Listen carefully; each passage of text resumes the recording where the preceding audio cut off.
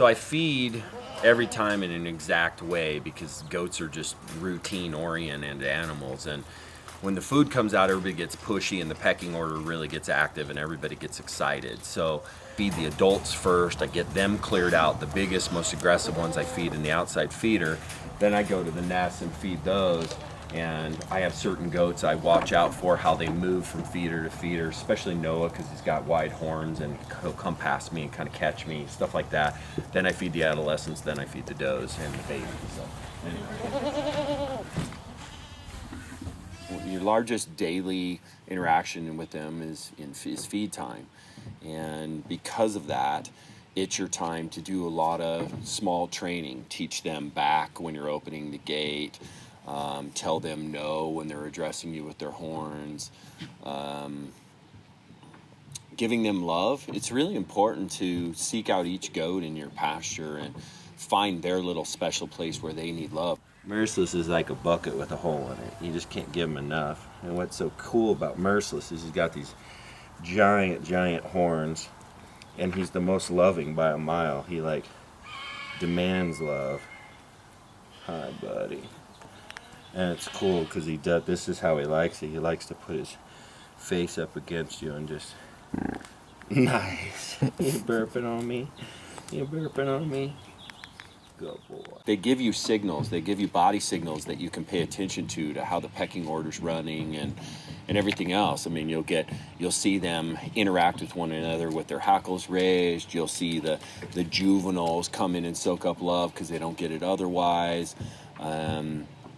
They really are an animal that you can kind of hang with for a while, and especially when you have a herd and get to pay attention to the dynamics within that herd. And it's easy to have ones on the perimeter that get forgotten or left alone. And so it's important that you seek them out and you build a relationship with them, because again, that loyalty and that love is what makes a goat press through a really difficult obstacle or press through super hard brush that they're beat up, or they've been on the trail for 8 hours and they're super tired, and instead of laying down they keep following you. So that love and that bond is a really cool thing that they're able to do. They give back.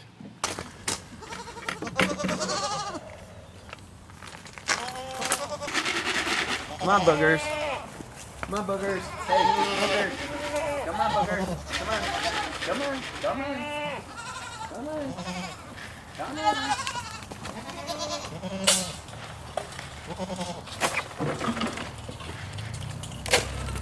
Come on, sweetie. You know to go back in. Go on. Come on, sweetie. Come on. Hey, sweetie. Come on. Come on. Good girl.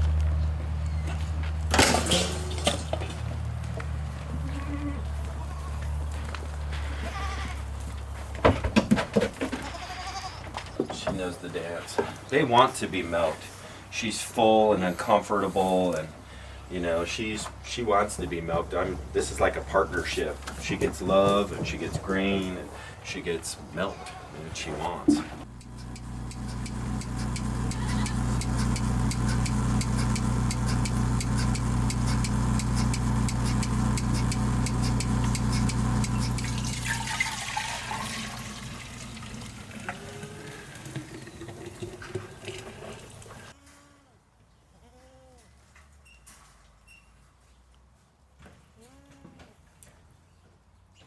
So you can see I'm sitting on the play structure, and the play structure is here because I need to teach these goats to have agility while they're at home.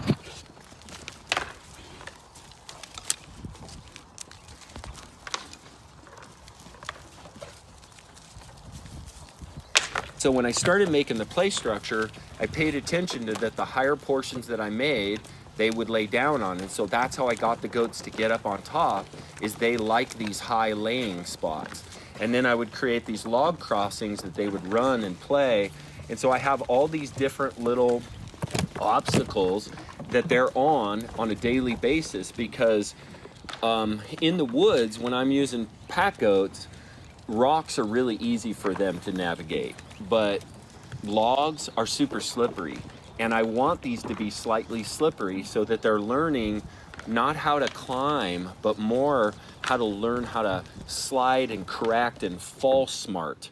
So you'll see, it's not, a goat isn't agile because he can climb well. A goat is agile because he can control his falling.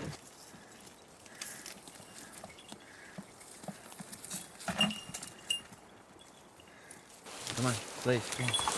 Come on, goat. Jeez.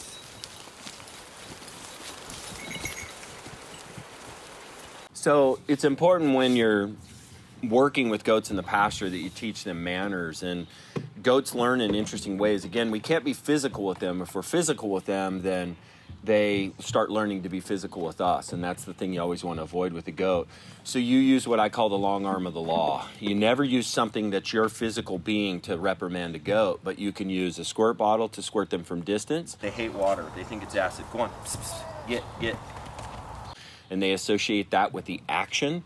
So the action is all of a sudden getting, goat's Achilles heel is water, so getting what they think is acid, and then they go away, and we make them uncomfortable. The other thing that we use is something to throw at them. So like Ridge is this goat back here, and he's constantly getting into the feeders that he's not supposed to. So I think he's going to do what I'm asking him to do, which is he's going to scatter when I say get out of there. Ridge, get out of there. Get out of there. Get out of there. Get. So you can see from distance, I'm able to reprimand him. And it's not that he's had a rock rained in and bounced off his head. It's that he knows when I say get out of there, wherever he is, he needs to get out of there, or something's going to come raining in from distance. I'll launch him from my deck. So goats learn super fast. They're really, really smart, and we use different disciplinary tools with them because they're just a different critter in how they interact. Again, we're all used to training dogs, but dogs are a predator and goats are a herd animal, and they're a prey species. So they have a different personality as a result. You can do it. I'll go.